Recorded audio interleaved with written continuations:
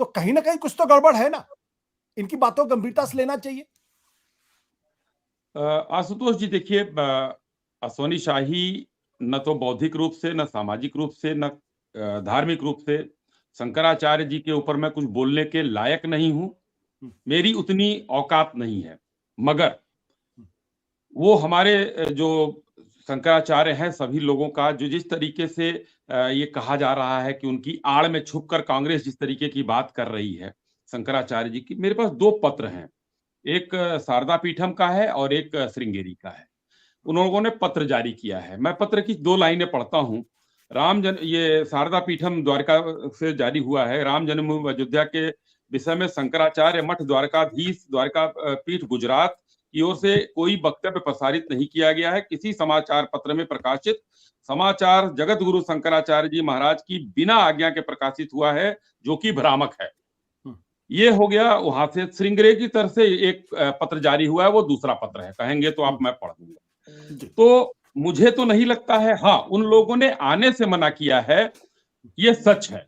तीसरी बात, जो पुरी के शंकराचार्य जी ने कहा कि मैं वहां क्या ताली बजाऊंगा और वो मूर्ति का स्पर्श करेंगे, तो मुझे नहीं लगता है, मैं फिर भी दृष्टता कर रहा हूं कि शंकराचार्य होने के नाते और आज के इस लोकतांत्रिक व्यवस्था में वर्ण व्यवस्था की बात अगर वो कर रहे हैं, तो ये सर्वथा अनुचित है कि अगर वो वर्ण व्यवस्था की बात करें, वो मूर्ति को स्पर्श करेंगे, मैं ताली बजाऊंगा, ये सर्वथा अनुचित है। वो क्यों कर रहे हैं, उसके पीछे का कारण है।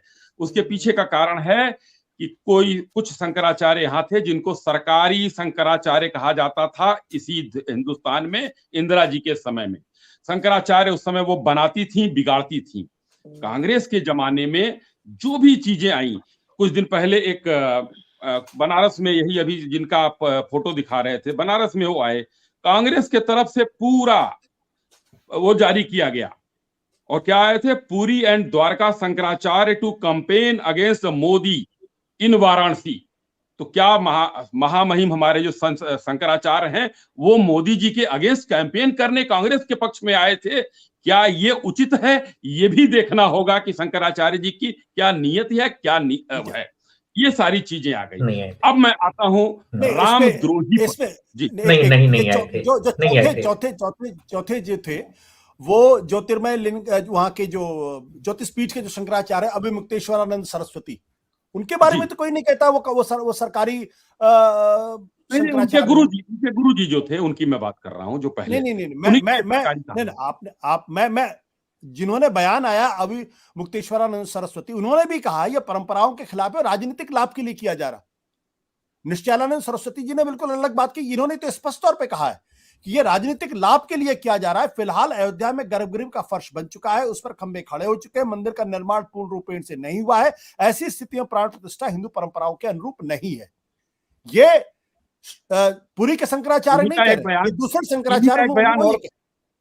उन्हीं का एक बयान मैं सुना देता हूं आपको, इंडिया टुडे में छपा हुआ है। वाराणसी में पवित्र गंगा से कांग्रेस का हो सकता है फायदा, ये इन्हीं का बयान है चुनाव प्रचार में। ये मैं जो है, मैं ज्योतिर्पीठ शंकराचार्य की बात कर रहा हूं, मैं पुरी के शंकराचार्य की बात नहीं कर रहा हूं। और आप जिनकी तस्वीर दिखा रहे हैं शायद यही है वो, देख लीजिए। मुझे याद साफ दिखाई नहीं पड़ रही। और अगर है भी तो आपके कहने का बघेल जी नीचे बैठे हुए हैं। बघेल जी देखिए, जो छत्तीसगढ़ के मुख्यमंत्री से नीचे बैठे हुए हैं जी। अश्विनी जी अगर वो कांग्रेस के लिए वोट मांग रहे तो ये उनका अपना प्रश्न है। मैं ये कह रहा हूं कि शंकराचार्य है, जो हिंदू धर्म में जो 4 पीठ है उनमें से 2 शंकराचार्य, अब जो भी उनकी पॉलिटिकल लीनिंग, मैं उस बारे में बात नहीं कर रहा हूं। मैं ये कह रहा हूं उनका ये कहना है कि हिंदू परंपराओं के हिसाब से नहीं है। क्या आपको लगता है ये शंकराचार्य राजनीति कर रहे हैं?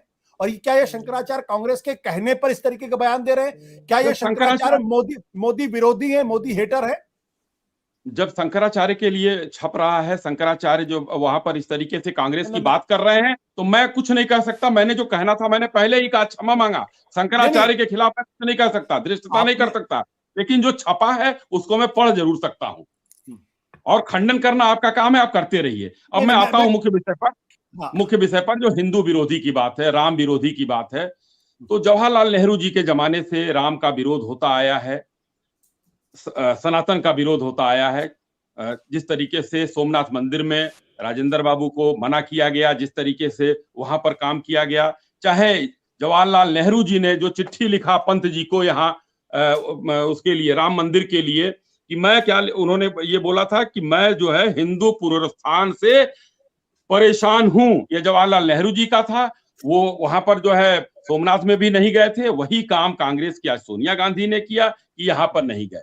मैं ये नहीं कहता हूं कि आस्था अपना विषय हो सकता है, राम में आस्था हो, अल्लाह में आस्था हो, ईसाई में आस्था हो, सभी धर्मों का सम्मान होना चाहिए और सभी में आस्था अपनी अपनी होनी चाहिए।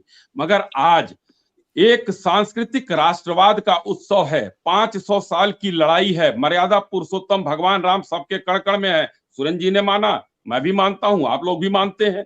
तो क्या इस उत्साह में जाने से प्रतिष्ठा घट रही थी कांग्रेस की, या कांग्रेस पूर्व नियोजित कार्यक्रम अपने परिपाटी के हिसाब से उन्होंने मना किया कि हम जो है तुष्टीकरण की राजनीति करते रहे हैं, करते रहेंगे, हम मुस्लिम वोट को नाराज नहीं करेंगे, लेकिन भारतीय जनता पार्टी का जो नारा है, सबका साथ, सबका विकास और सबका विश्वास, उस नारे में दो उदाहरण सामने आते हैं। स्मृति ईरानी जी मदीना जाती हैं, वहां देखने की क्या व्यवस्था है हमारे लोगों की, और माननीय प्रधानमंत्री जी ने अजमेर शरीफ के लिए चादर आज भेजी है। हमको कोई परहेज नहीं, दिक्कत नहीं है, लेकिन इन कांग्रेसियों को, इन इंडिया अलायंस को कोई सनातन का समूल नाश करता है।